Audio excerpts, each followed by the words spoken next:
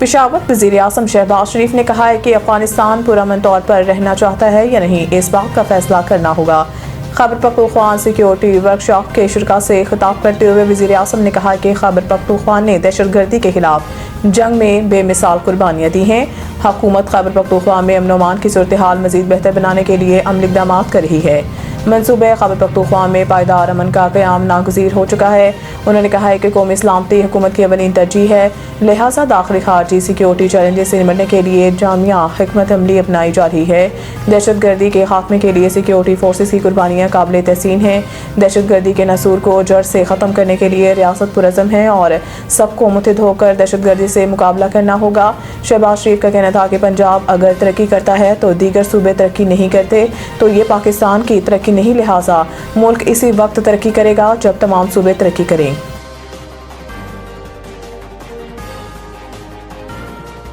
कराची गुल प्लाजा में fire brigade और रेस्क्यू एहलकारों की कार्रवाइयां जारी, जहां 2 फ्लोर्स को क्लियर कर दिया गया है।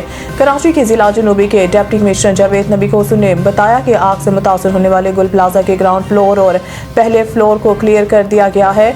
डीसी ने बताया है कि दूसरे और तीसरे फ्लोर में दाखिले की कोशिश कर रहे हैं, कटर की मदद से ग्रिल काट रहे हैं। जावेद नबी कोसू के मुताबिक रात मज़ीद 2 लाशें मिली हैं, जिसके बाद आग से जाँ बहक होने वाले अफराद की तादाद 26 हो गई, जबकि लापता अफराद की तादाद 81 हो गई है। कुछ नाम 2 दफ़ा शामिल हैं। फिलहाल 74 लापता अफराद की तस्दीक हुई है। दूसरी जानिब पुलिस सर्जन डॉक्टर समिया का कहना है कि अब तक 20 लाशें सिविल अस्पताल लाई गई हैं, 14 लाशों के नमूने हासिल कर लिए गए हैं और 14 में से 7 लाशों की शिनाख्त मुकम्मल हो चुकी है। 7वीं लाश की शिनाख्त कौमी शिनाख्ती कार्ड के जरिए मुमकिन हुई। कोयटा वज़ीर आला बलूचिस्तान सरफराज बुगटी ने कहा है कि बलूचिस्तान में मिसिंग पर्सनस का मसला मुस्तकिल बुनियादों पर हल कर दिया गया है।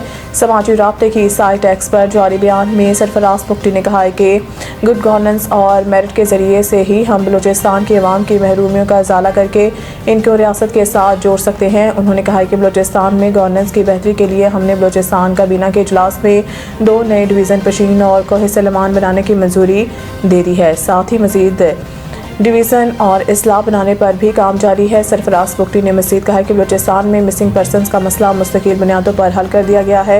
मुख्तलिफ लोगों ने मिसिंग पर्सनस के इशू पर सिर्फ से सियासत चमकाई, रियासत को मोरद इल्ज़ाम ठहराया और वोट हासिल करने की कोशिश की। हमने पहली दफ़ा इसका हल निकाला है। वज़ीर आला बलूचिस्तान का कहना था कि कानून नाफिज करने वाले इदारों के पास मुजतबा अफराद से तफ्तीश के लिए कानूनी फ्रेमवर्क मौजूद है। अब लापता अफराद का इल्ज़ाम रियासत पर नहीं डाला जा सकेगा।